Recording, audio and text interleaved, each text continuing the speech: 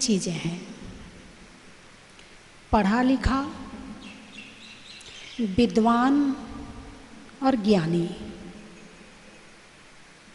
शब्द सुना है आपने?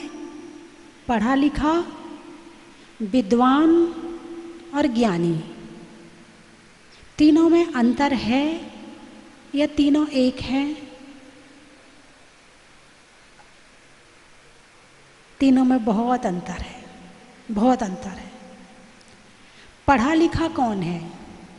जिसने का खा गा पढ़ लिया, जैसे अक्षर पढ़ना आ गया, पढ़ लेता है कि समाज शास्त्र क्या होता है, राजनीति शास्त्र क्या होता है, और जो भी किताबें पढ़ाई जाती हैं वो पढ़ लिए, हिंदी पढ़ ली, इंग्लिश पढ़ ली, ये पढ़ा लिखा हो गया। ठीक है। लेकिन जिन्होंने शास्त्रों का ज्ञान किया है, आत्मा और परमात्मा का ज्ञान किया है, जिन्होंने शास्त्रों को पढ़ा है, वो विद्वान हो गया। लेकिन जो शास्त्रों को पढ़ करके अपने आचरण में उतारता है, उसे ज्ञानी कहते हैं। ज्ञानी किसे कहते हैं? जो शास्त्रों को पढ़ करके अपने आचरण में उतारता है। शास्त्र में लिखा है झूठ नहीं बोलना चाहिए, झूठ नहीं बोलता है। शास्त्र में लिखा है हिंसा नहीं करना चाहिए, हिंसा नहीं करता है। शास्त्र में लिखा है क्रोध नहीं करना चाहिए, क्रोध नहीं करता है। अभिमान नहीं करता है, मायाचारी नहीं करता है, लोभ नहीं करता है। तो जो इसको आचरण में उतार लेता है उसे ज्ञानी कहते हैं, और जो इन सबको उतार करके बिल्कुल शांत परिणाम से जीवन जीता है उसे संत कहते हैं।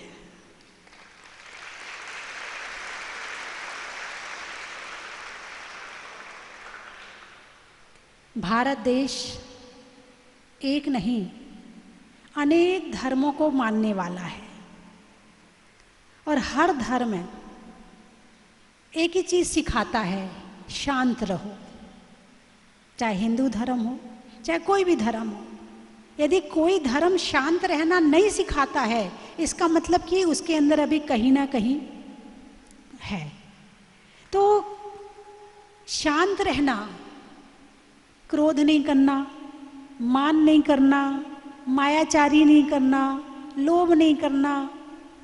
हिंसा को कौन सा धर्म अच्छा मानता है बताइए मुझे? किसी को पीटना, किसी को मारना, किसी को सताना, किसी को पीड़ा देना, कौन से धर्म में लिखा है कि ये धर्म होता है?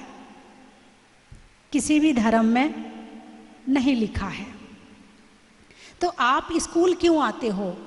पढ़ने लिखने आते हो, विद्वान बनने आते हो कि ज्ञानी बनने आते हो?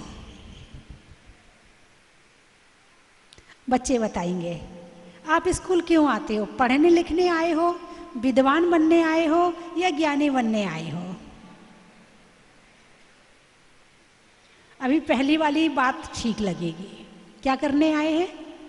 पढ़ने लिखने आए हैं। लेकिन पढ़ने लिखने के साथ ही साथ संस्कार लेना जरूरी है। यही उम्र है संस्कार लेने की, और यही उम्र है पढ़ाई लिखाई करने की। दोनों चीज़ों की उम्र एक ही होती है। इस उम्र में आप जितना सीख जाओगे वो आपके सारी जिंदगी काम आएगा। हो सकता है आपके मम्मी पापा भी कहते होंगे बेटा सीख ले, बेटा सीख ले, कहते कि नहीं कहते? और आप मस्ती में, अभी कोई हमारी उम्र सीखने की है क्या? अभी तो खाने खेलने की उम्र है। हमें नहीं सीखना कुछ, हमें नहीं मानना भगवान को, हमें नहीं करना धर्म। आप लोग ऐसे कह के अपनी मम्मी पापा को टाल देते हो कि नहीं टालते हो? अरे बोलिए ना, कितने बच्चे टालते हैं? अच्छा, कितने बच्चे नहीं टालते हैं? वो हाथ उठाएं तो टालने वाले पता चल जाएंगे। देखो, जो नहीं टालते वो बहुत कम है, और जो टालते हैं वो ज़्यादा है। परमात्मा क्या है? परमात्मा एक शक्ति है। परमात्मा क्या है? एक शक्ति है। और इंसान को शक्ति की ज़रूरत है या नहीं है? एक छोटे से बच्चे को भी शक्ति की ज़रूरत है। फिर तो बड़ों की बहुत बड़ी बात है, बड़े तो समझदार हो जाते हैं। तो एक शक्ति से जब हमारा मन कांटेक्ट करता है, जब किसी शक्ति से हमारा मन जुड़ता है, किसी मंत्र से, मंत्र के माध्यम से परमात्मा से, किसी भक्ति के माध्यम से, किसी कथा के माध्यम से, किसी शास्त्र के माध्यम से जब हम परमात्मा से कांटेक्ट करते हैं तो उनकी शक्ति हमारे अंदर आनी शुरू हो जाती है। और शक्ति की हर व्यक्ति को जरूरत है, ऐसा कोई नहीं है संसार में जैसे शक्ति की जरूरत ना हो। यहाँ तो खाकर, खेलकर और संसार के काम करके शक्ति खर्च होती है। यदि शक्ति कहीं से आती है तो परमात्मा से कांटेक्ट करने से आती है। और परमात्मा से कांटेक्ट, परमात्मा आएगा नहीं, परमात्मा आएगा नहीं तुमसे कांटेक्ट करने के लिए। हम जब ध्यान में बैठेंगे, उनको याद करेंगे, उनको स्मरण करेंगे तो हमारा कांटेक्ट हो जाएगा। परमात्मा हाथ से पकड़ में नहीं आएगा, परमात्मा आंखों से नहीं दिखेगा, परमात्मा कान से सुनाई नहीं पड़ेगा। परमात्मा को डायरेक्ट आत्मा से और मन से कनेक्शन किया जाता है। तो जब उस शक्ति से कनेक्शन होता है तो शक्ति की किरणें हमारे पास आनी शुरू हो जाती हैं। और आप प्रैक्टिकल करके देखना, बहुत सारे बच्चे मेरे पास आते हैं, माता जी मन स्थिर नहीं होता है पढ़ने में, घर वालों को मुझसे बड़ी उम्मीद है, मैं बहुत पढ़ूं बहुत पढ़ूं। जब किताब सामने रख के बैठते हैं तो किताब में मन नहीं लगता है, किताब में अक्षर नज़र नहीं आते हैं, वही दोस्त नज़र आते हैं, वही जो स्कूल में काम करते हैं वही नज़र आते हैं, जो खेलते कूदते हैं वो नज़र आता है। हमें तो पढ़ाई लिखाई तो हमसे अच्छे से होती नहीं है। माता जी बताओ हम क्या करें? ये परेशानी आपकी तो नहीं है कि है? सच बोलना, यदि परेशानी है तो हाँ बोलना, नहीं है डॉक्टर से झूठ। यदि डॉक्टर से बीमारी छुपाओगे तो इलाज कौन करेगा, है ना? तो ये परेशानी आपकी है कि नहीं है? पढ़ने बैठते हैं तो मन नहीं लगता है, ऐसा होता कि नहीं होता आपके साथ में? होता है ना? तो सबसे पहले तो ये बताओ आपके पास में मोबाइल है कि नहीं है? कितने बच्चे हैं जिनके पास में मोबाइल है? अच्छे से हाथ उठाओ। बहुत बढ़िया, बहुत सुंदर। जिनके पास नहीं है, क्या वो अपने मम्मी पापा का मोबाइल लेकर नहीं चलाते? उनकी पूरी इच्छा होती है कि मम्मी का मोबाइल हम हैंड ओवर कर ले। पापा तो हो सकता है डांट देते हो, लेकिन मम्मी तो कहीं ना कहीं पिघल जाती है ना? तो सबसे बड़ा आपके दिमाग की अस्थिरता का कारण है मोबाइल। क्या है? मोबाइल है। मान लो आपको ये मन में आया है कि 2 घंटे पढ़ाई करना है। कितने घंटे? 2 घंटे पढ़ाई करना है। तो 2 घंटे के लिए संकल्प ले लें कि हम मोबाइल का त्याग करते हैं और मोबाइल को साइलेंट करके दूसरे कमरे में रख दें अथवा अपनी मम्मी को दे दें कि मम्मी 2 घंटे तक मोबाइल मुझे मत देना, चाहे किसी का भी फोन आता रहे। ऐसा हो सकता कि नहीं हो सकता? अरे बोलिए ना, आपको पढ़ाई करना है कि नहीं करना पहले तो ये बताओ। किन किन बच्चों को अच्छे से पढ़ाई करनी है वो हाथ उठाओ। अच्छा, सबको करनी है, ठीक है, फिर बता देती हूँ। तो आप अपनी मम्मी को वो मोबाइल पकड़ा दें और ये कह दें मैं मांगू तो भी नहीं देना, क्योंकि मन बड़ा चंचल है। तुम्हारा मन करेगा थोड़ा देख लो, थोड़ा व्हाट्सएप चला लो, किसी का मैसेज तो नहीं आया, थोड़ा फेसबुक देख लो। मन अपने आप अंदर से करेगा शुरुआत में, लेकिन आप दृढ़ बने रहना और अपने मम्मी पापा को मोबाइल पकड़ा देना कि 2 घंटे मैं मांगूं तो भी मुझे मोबाइल नहीं देना। फिर आप अपने जिस कमरे में पढ़ने के लिए आते वहाँ आकर के 5 मिनट 10 मिनट बिल्कुल बैठकर मंत्र का जाप और परमात्मा का स्मरण करना। इससे मन आपका स्थिर हो जाएगा और परमात्मा की शक्ति आपके पास में आ जाएगी। अब आप पढ़ने बैठो, मेरी गारंटी है कि आप 6 घंटे में उतनी पढ़ाई नहीं कर पाएंगे जितनी आप 2 घंटे में कर लेंगे। मोबाइल के साथ में आप रात भर भी बैठे रहो तो भी पढ़ाई नहीं होने वाली, लेकिन मोबाइल छोड़कर और परमात्मा को याद करके और फिर पढ़ाई करना शुरू करेंगे, फिर देखिए आपका ऐसा मन लगेगा कि आपका सारा होमवर्क भी हो जाएगा, आपको याद भी हो जाएगा, और परीक्षा भी अच्छे से हो जाएगी, और पेपर भी अच्छे से हो जाएंगे, और रिजल्ट भी अच्छे से आ जाएगा। आप लोग चाहते हैं कि नहीं चाहते आपका रिजल्ट अच्छा आए? यदि आपका रिजल्ट आएगा, अच्छा आएगा, तो आपको भी अच्छा लगेगा, आपके परिवार वालों को भी अच्छा लगेगा। तो आप चाहते हैं कि नहीं चाहते? कौन कौन चाहता है? बहुत बढ़िया, सब बच्चे चाहते हैं। तो जो मैंने बताया है तो वो आप कर लेंगे? कौन कौन करेगा वो हाथ उठाए।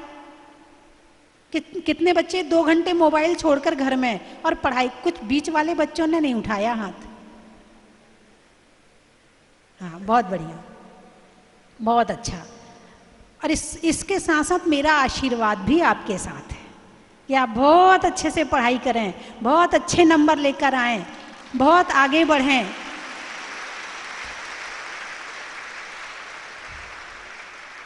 आप जो भी काम करें, एक नियम ले लो, ईमानदारी से करें। पढ़ने बैठे हो, ईमानदारी से पढ़ाई करो।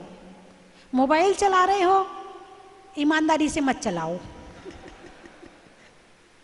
मोबाइल जैसी चीज को क्या ईमानदारी से चलाना है, लेकिन पढ़ाई करो तो पूरी ईमानदारी के साथ, जहां रिजल्ट मिलना है। फेसबुक आपने 1 घंटा देख लिया, कोई रिजल्ट, कोई इनाम मिलेगा आपको? कोई आपका नाम अखबार में आएगा कि इस बच्चे ने 2 घंटे बहुत अच्छी तरह से फेसबुक चलाया? अरे बोलिए ना, आएगा क्या? नहीं आया।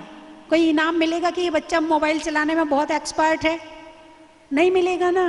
लेकिन यदि आपने अच्छे से पढ़ाई करी और अच्छे नंबर लेकर आए तो आपका स्कूल में भी नाम होगा, आपका अखबार में भी नाम होगा, आपका परिवार में भी नाम होगा, आपके रिश्तेदारों में भी नाम होगा, और आपके मित्र भी आपके साथ रहना चाहेंगे। क्योंकि जो बच्चे पढ़ने में होशियार नहीं रहते, उनके साथ कोई रहना नहीं चाहता है। ऐसे ही है ना? तो आप पढ़ने में होशियार होना चाहते हैं ना?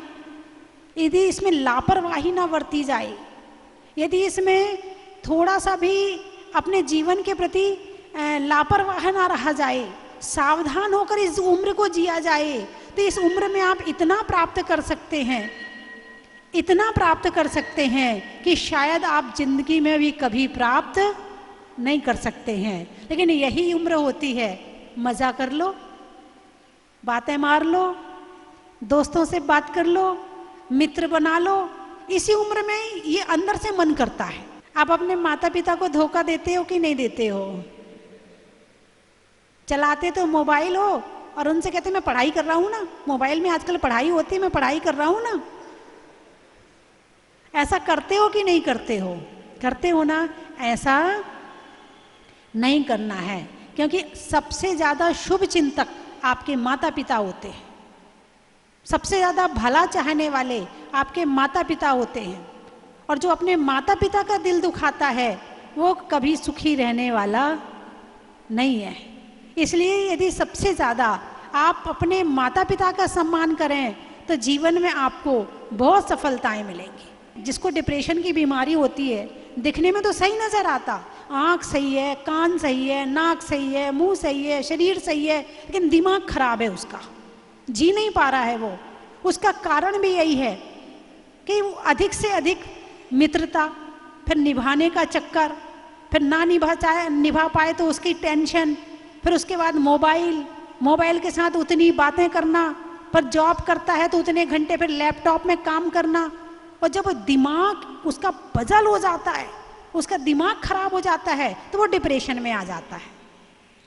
लेकिन जो बच्चा इन सब से टाइम निकालकर ध्यान करता है, परमात्मा का स्मरण करता है, संतों के प्रवचन सुनता है, तो उसके पास में पॉजिटिव ऊर्जा रहती है। फिर वो कितना भी काम कर ले, उसे डिप्रेशन होने वाला नहीं है।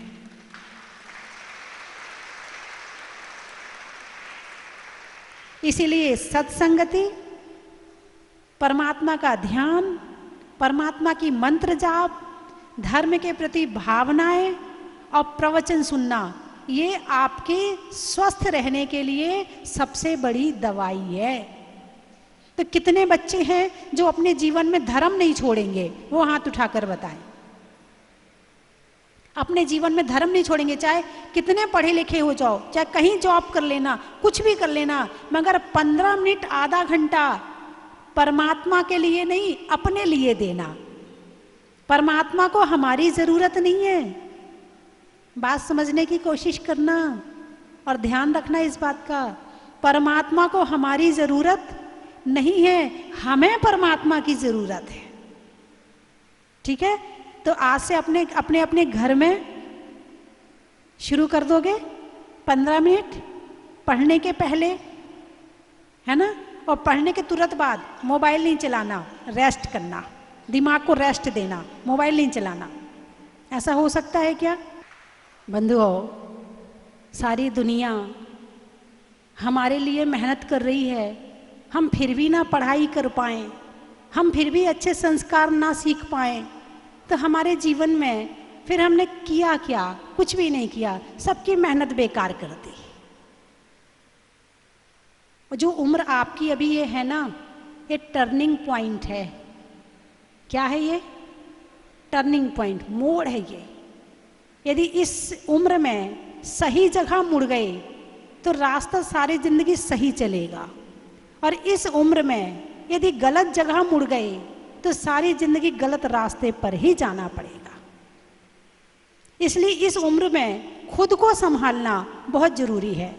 दूसरा तो कहता है लेकिन समझ में नहीं आती है। सामने वाला समझाता है, बेटा ऐसा मत कर, बेटा ऐसा मत कर, लेकिन नहीं मम्मी तुम्हें क्या पता है, हमारे यहाँ तो सब लोग करते हैं ऐसा, मम्मी तुम कुछ नहीं जानती हो। मम्मी को तो बुद्धू समझते हैं।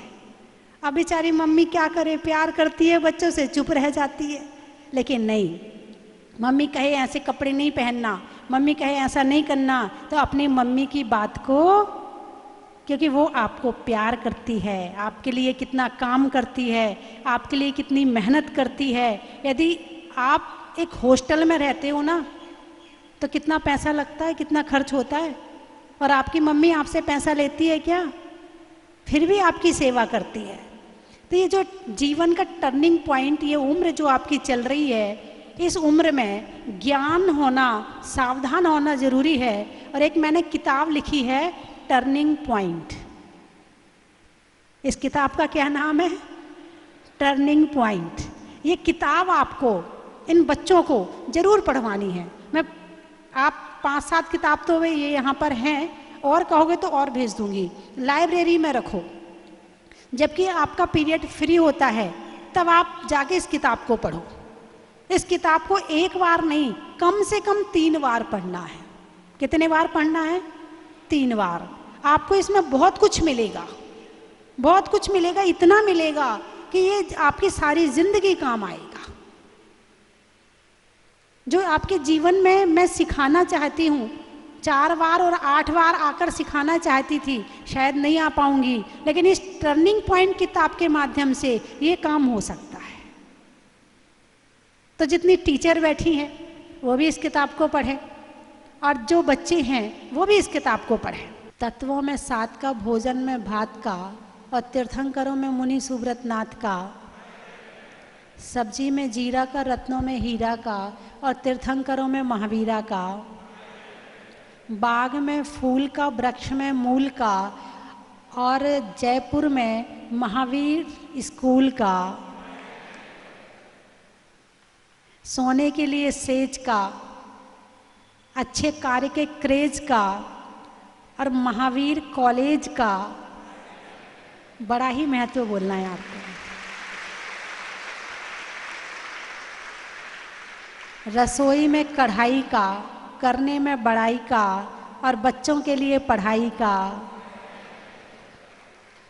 कर्म के हरने का और त्याग के वरने का, जीवन में बच्चों के द्वारा विशेष धर्म करने का।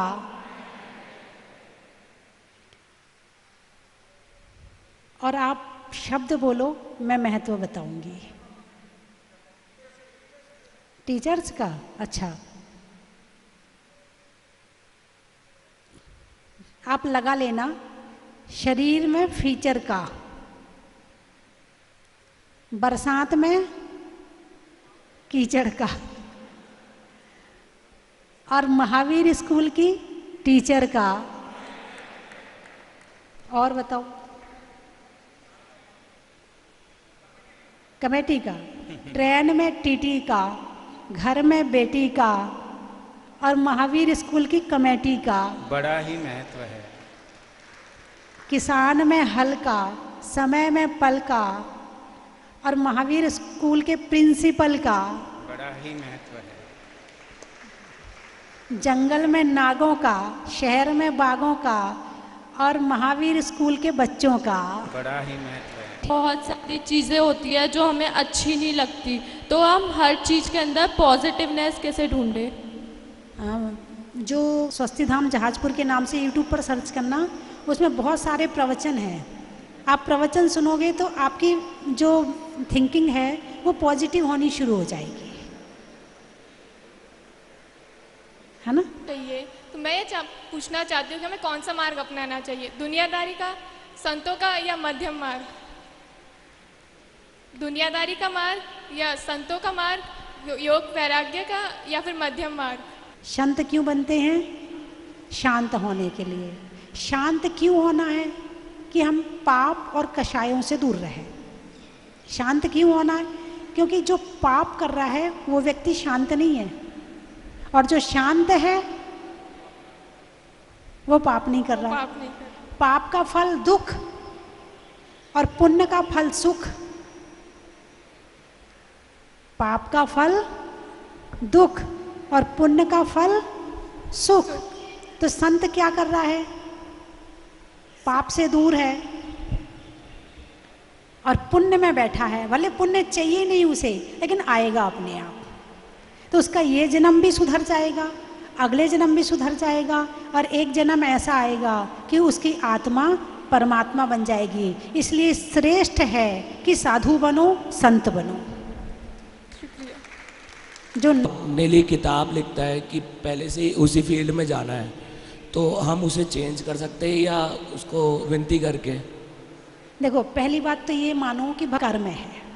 हमने पिछले जन्म में जो किया था वो अब पा रहे हैं, और यदि अच्छा करेंगे तो पिछले जन्म के भाग्य को हम बदल सकते हैं। पुरुषार्थ में मेहनत होनी चाहिए, शक्ति होनी चाहिए, तो हम भाग्य को भी बदल सकते हैं। वो काफ़ी बिजी है, मतलब स्कूल के बाद कोचिंग, घर, सेल्फ स्टडी सब कुछ है। तो जो अभी हम कर्म कर रहे हैं वो हम अपने शरीर के लिए कर रहे हैं, आत्मा के लिए नहीं कर रहे, यानी कि भेद विज्ञान हो ही नहीं रहा। तो उस आत्मा के लिए कर्म कैसे करें जिससे हमारे पुण्य बंध और आगे अच्छी गति मिले? तो उस स्वस्तिधाम जहाजपुर के नाम से यूट्यूब पर सर्च करना, उसमें बहुत सारे प्रवचन हैं। आप प्रवचन सुनोगे तो आपकी जो थिंकिंग है वो पॉजिटिव होनी शुरू हो जाएगी।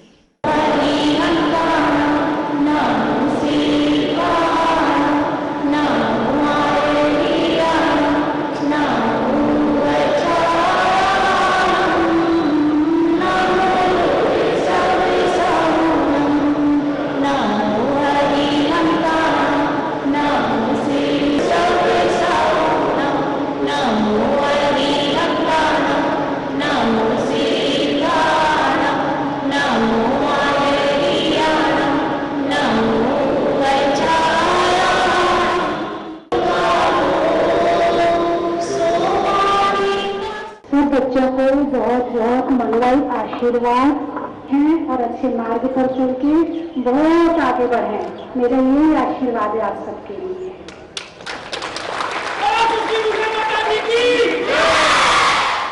जय बोल महाअतिशयकारी बाड़े में विराजमान श्री पद्म प्रभु भगवान की जय। जय बोल बाड़े वाले बाबा की जय। धर्म प्रेमी बंधुओं, अतिशय क्षेत्र बाड़ा पदमपुरा में 20 जुलाई 2022 से 28 अगस्त 2022 तक 40 दिन का पद्म प्रभु चालीसा महापाठ का आयोजन चल रहा है, जिसमें प्रतिदिन कई परिवारों के द्वारा चालीसा का आयोजन संपन्न होता है। यह इस आयोजन में देश दुनिया से 350 से अधिक परिवार जुड़ चुके हैं। आप भी अपने परिवार की ओर से चालीसा पाठ संपन्न करवाने की भावना रखते हैं तो मात्र 1100 रुपये की दान राशि में नीचे पट्टी पर चल रहे नंबरों पर संपर्क करके अपनी बुकिंग आरक्षित कर सकते हैं। पूज्य गणनीयारिका श्री स्वस्ति भूषण माता जी के सानिध्य में यह चालीसा पाठ संपन्न होता है दोपहर 3 बजे से लेकर 5 बजे तक। आज 6 अगस्त को 8 परिवारों के द्वारा चालीसा पाठ संपन्न होने का सौभाग्य प्राप्त हुआ है। बहुत बहुत धन्यवाद, बहुत बहुत साधुवाद। श्रेष्ठ श्री हरीश चंद जी धाड़ू का महावीर नगर जयपुर, श्रेष्ठ श्री पवन जी जैन शकुंतला जी गोधा परिवार दिल्ली, श्रेष्ठ श्री रमेश जी विद्युत जी लोहाड़िया जयपुर, श्रेष्ठ श्री राजेश जी अनीता जी राव का परिवार जयपुर, श्रेष्ठ श्री अनंत जी बक्सी सुनील जी बक्सी परिवार जयपुर, श्रेष्ठ श्री पदमचंद जी जैन लोहाड़िया उदयपुर, श्रेष्ठ श्री नरेश कुमार जी जैन जीरापुर पंजाब, श्रेष्ठ श्री विमल कुमार जी कमल कुमार जी निर्मल कुमार जी सुनील कुमार जी अनिल कुमार जी वैभव कुमार जी कुणाल जी सिद्धांत जी जैन आरजव जी जिनाई जी जैन, समस्त जैन भाणजा परिवार निवाई जिला टोंक राजस्थान से। ऐसे 8 परिवारों के द्वारा आज का चालीसा संपन्न हो रहा है। सभी 8 परिवारों के लिए बहुत बहुत हार्दिक शुभकामनाएं, बहुत बहुत हार्दिक बधाइयां। आप सभी परिवारों के जीवन सुख शांति समृद्धिमय होकर प्रभु की भक्ति करते हुए आप सबका जीवन उत्तम बने, आप सभी मुक्ति की प्राप्ति करें। इसी मंगलमयी भावना के साथ जय बोल परम पूज्य देवादि देव श्री पद्म प्रभु भगवान की जय, बोल बाड़े वाले बाबा की जय, बोल स्वस्ति भूषण माता जी की जय। उपाध्यक्ष मुकुल जी कटारिया, कोषाध्यक्ष महेश जी काला, कारखानी सदस्य रूपिन जी काला, विनोद कोटखावदा, राजेंद्र जी बिलाला और समस्त कारखानी के सदस्य, तीनों स्कूल के प्रिंसिपल श्रीमती रेणु गोस्वामी, रेखा डेमरी और आशीष गुप्ता, स्वस्ति भूषण आवास समिति के सदस्यगण, सभी अध्यापकगण, कर्मचारीगण, अतिथिगण एवं छात्र छात्राओं। माताजी का प्रवेश 17 फरवरी 2022 को जयपुर के दक्षिणी द्वार से प्रताप नगर में हुआ। उसके बाद माताजी उत्तर दिशा में आमेर, पूर्व दिशा में जगहों की बावड़ी चूलगिरी गोनेर और पश्चिमी दिशा में झोटवाड़ा शास्त्री नगर, चारों दिशाओं में विहार करके जयपुर की विभिन्न कॉलोनियों मंदिरों के दर्शन करते हुए लगभग 700 किलोमीटर का विहार करते हुए आज हमारा सौभाग्य जागा है कि लंबे इंतजार के बाद माता जी का आगमन महावीर प्रांगण में हुआ।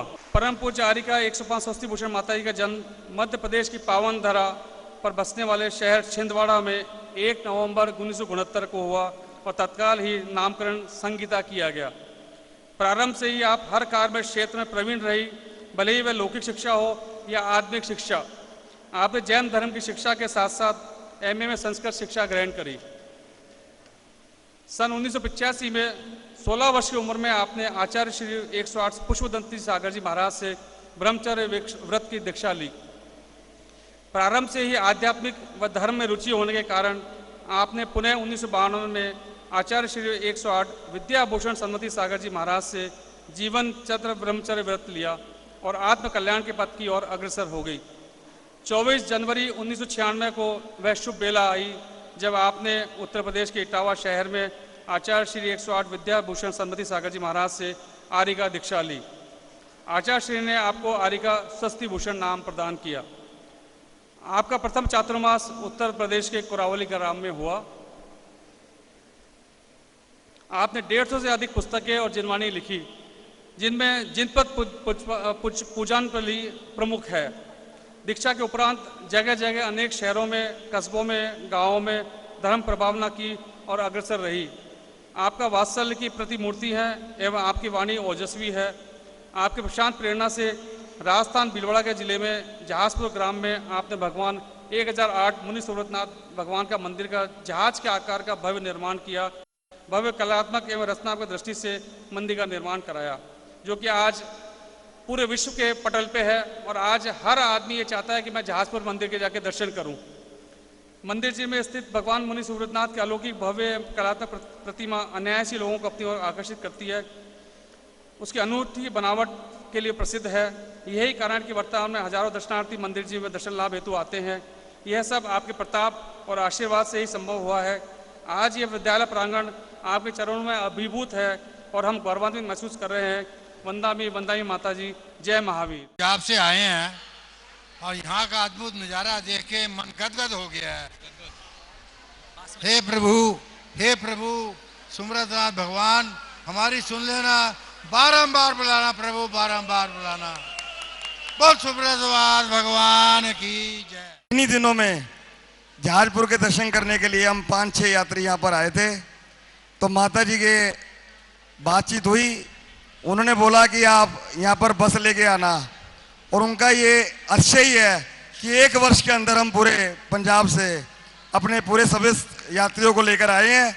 ये भगवान मुनि सुमरतनाथ भगवान का ही आशय है, और हम ऐसे ही कहते हैं कि भगवान हमें ऐसे ही बुलाता रहे और हम दर्शनों को आते रहें। धन्यवाद।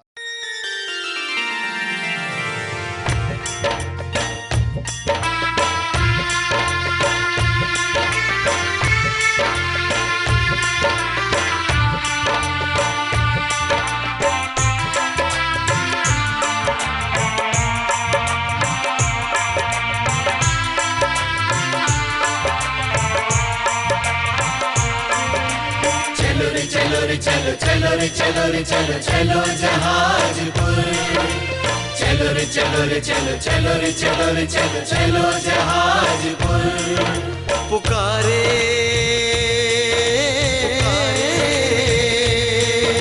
पुकारे पुकारे पुकारे जहाजपुर, भक्तों आओ आ जाओ। पुकारे जहाजपुर, भक्तों आओ आ जाओ। पुकारे जहाजपुर।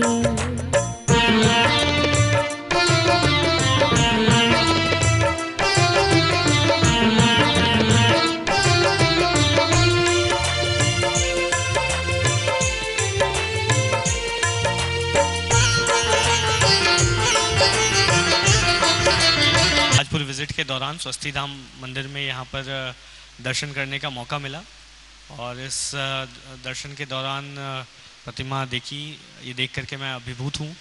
और यहाँ पर मंदिर ट्रस्ट के द्वारा जो व्यवस्थाएं की जा रही हैं वो भी बहुत ही उच्च कोटि की हैं। मैं समस्त इस पूरे मंदिर से जुड़े समस्त लोगों को धन्यवाद देना चाहता हूँ कि आपने जहाजपुर कस्बे में इतनी अच्छी व्यवस्था कर रखी है कि लोग जितने भी आस्था से ओतप्रोत होकर के लोग आते हैं उनको अच्छी सुविधा प्रदान की जाती है। इसके लिए आप बहुत बहुत धन्यवाद के पात्र हैं। Thank you. पधारे जहाजपुर, भक्तों आओ आ जाओ। पुकारे जहाजपुर, भक्तों आओ आ जाओ।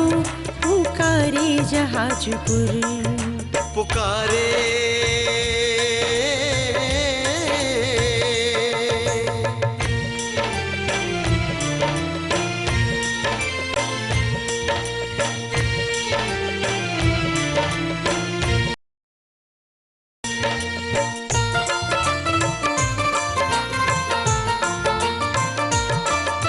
शब्द शब्द स्वस्ति भूषण माता जी का सच मानो। शब्द शब्द स्वस्ति भूषण माता जी का सच मानो। हर पल यहाँ पर होए करिश्मा, आँखों से पहचानो। हर पल यहाँ पर होए करिश्मा, आँखों से पहचानो। शनि दशा चन की थाल को सजाओ रे आज, रत्नों की थाल को भर लाओ रे आज। आओ आओ करे रे गुणगान आरती भगवन की। आओ आओ करे गुणगान आरती भगवन की। आओ आओ करे रे गुणगान आरती भगवन की।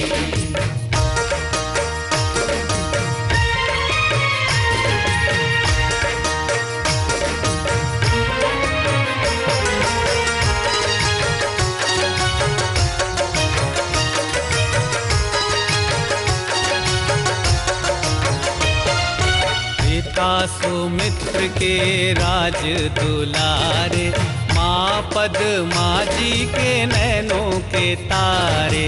पिता सुमित्र के राज दुलारे, माँ पद्मा जी के नैनों के तारे। परम विदुषी लेखिका गणिनी आरिका रत्न श्री 105 स्वस्ति भूषण माता जी, जिन्होंने मात्र 20 वर्ष में 100 से भी अधिक किताबें लिखकर जैन समाज को अनूठा योगदान दिया है। बड़े बड़े विधान जैसे कल्पद्रुम महामंडल विधान, सिद्ध चक्र महामंडल विधान, इंद्रध्वज महामंडल विधान एवं विशेष जिनपद, पूजांजलि आदि महत्वपूर्ण साहित्य बहुत ही सरल व सुबोध शैली में लिखे हैं, जिसमें गद्य एवं पद्य साहित्य भी समाहित है। इन महान साहित्यों को पढ़कर आप भी अपने ज्ञान का विकास कर सकते हैं। साहित्य प्राप्त करने हेतु आज ही संपर्क करें। संपर्क सूत्र 7906062500 98683 45768।